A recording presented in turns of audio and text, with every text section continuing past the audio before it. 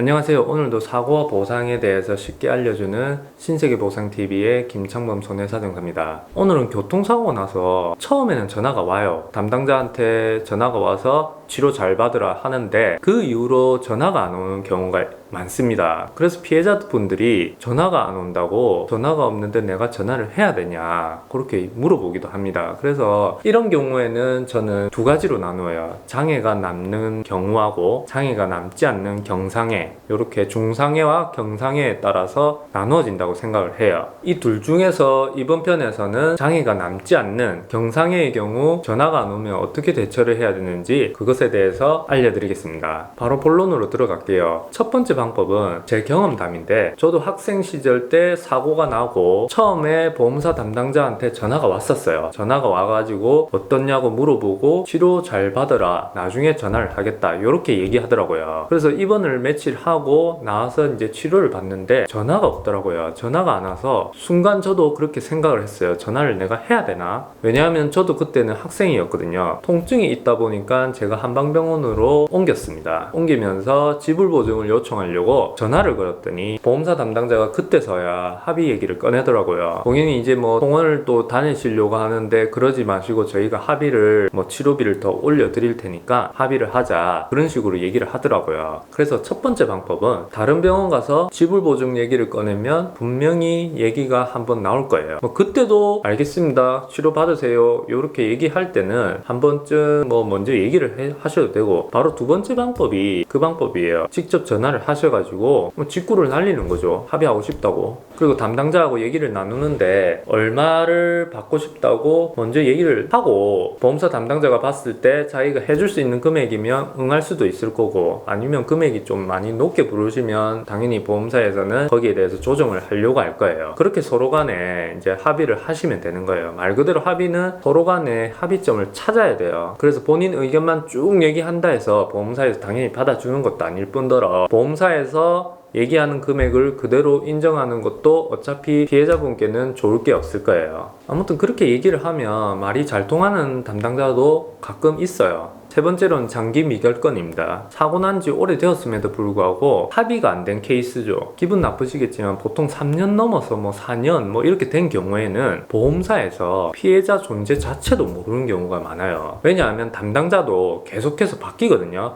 바뀌면서 인수인계를 거치는데 그 단계에서 너무 오래되다 보니까 누락되는 경우도 있고, 그리고 보험사 자체적으로 이 피해자분을 볼 때 3년 동안 합의가 안 됐다, 이렇게 해서 3년 동안 합의가 안 되었을 때는 이 사람은 합의를 안 하고 치료를 하려고 하는구나 해서 합의 의사가 없음으로 보고 그냥 신경을 안 써요. 왜냐하면 안 그래도 매일매일 건수가 늘어나는데 그 미결건까지 신경 쓸 겨를이 없거든요. 그래서 보통 미결건은 위로 올라갑니다. 그렇다고 위에서도 전화를 해서 한두 번 얘기를 하겠지만 보통 3, 4년 됐으면 그 단계도 이미 넘어섰어요. 그래서 보험사에서도 그냥 방치를 하고 있는 경우가 대다수입니다. 실제로 제가 몇 건을 해봤는데 보험사에 전화를 하면 담당자가 누군지도 몰라요. 누구로 되어 있는데 퇴사를 했다거나, 또 누구로 되어 있는데 이건 이제 자기 담당이 아니라거나 그렇게 해서 또 바뀌는 경우가 있거든요. 그래서 바꿔 얘기하면 보험사에서는 이제 전혀 급할 게 없다는 얘기죠. 왜냐하면 시간도 이렇게 흘렀고 지불보증을 넣어주려고 해도 건강보험심사평가원이 제재를 가하기 때문에 자기들은 오히려 핑계대기가 좋아졌어요. 심평원에서 치료에 대한 과잉진료에 대한 판단을 해버리면 진료 자체가 안 되기 때문에 그때는 진짜 일반으로 처리를 하셔야 돼요. 그렇기 때문에 보험사는 어차피 거기에 대해서 합의금을 줄 생각을 안 하고 있을 겁니다. 물론 전화를 하셔가지고 합의를 하자 하면 위자료는 줄 수도 있겠죠. 그래서 장기간 지났음에도 합의를 해서 조금이라도 더 받고 싶으시면 직접 전화하셔서 이제는 합의를 하고 싶다 하고 얘기를 하시고, 여전히 없으면 계속 치료 받으시면 되는데 여기에 대해서 건강보험심사평가원에서 병원에 제재를 가하기 때문에 계속해서 받을 수는 없을 거예요. 분명히 적정 시기가 지나면 병원에서도 자동차 보험이 아닌 일반으로 권유를 할 거예요. 혹시나 시간이 오래 지나서 손해사정사를 선임을 했을 때 그 손해사정사가 사정한 금액이 그래도 최선의 결과라는 걸 아셔야 돼요. 그 결과마저 마음에 들지 않는다 해서 돌아섰을 때는 피해자 본인에게도 좋을 건 없어요. 왜냐하면 손해사정사가 어찌됐든 어찌됐든 금액을 올리기 위해서 최대한 산출을 한단 말이죠.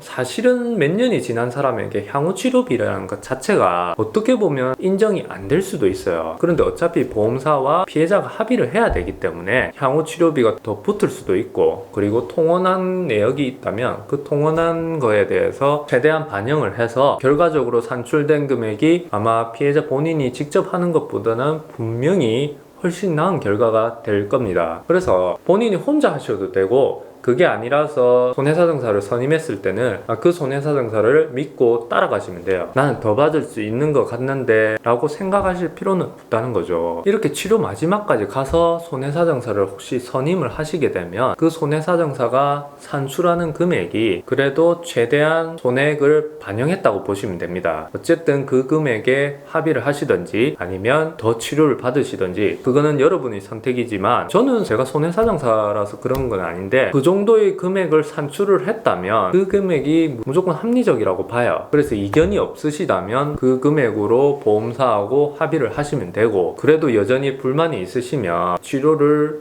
또 계속 받으시면 되는데, 치료를 더 받는다 해서 사실 더 늘어나진 않아요. 그건 그 누가 피해자라 하더라도 당연한 결과고요. 지금까지는 장애가 없다는 전제하에 경상해의 경우 보험사가 전화가 없으면 어떻게 처리를 해야 되는지에 대해 알려드렸습니다. 다음 편에는 장애가 남았을 경우 어떻게 해야 되는지 거기에 대한 영상을 준비하겠습니다. 도움이 되셨다면 구독, 좋아요, 알림 설정 부탁드리겠습니다. 감사합니다.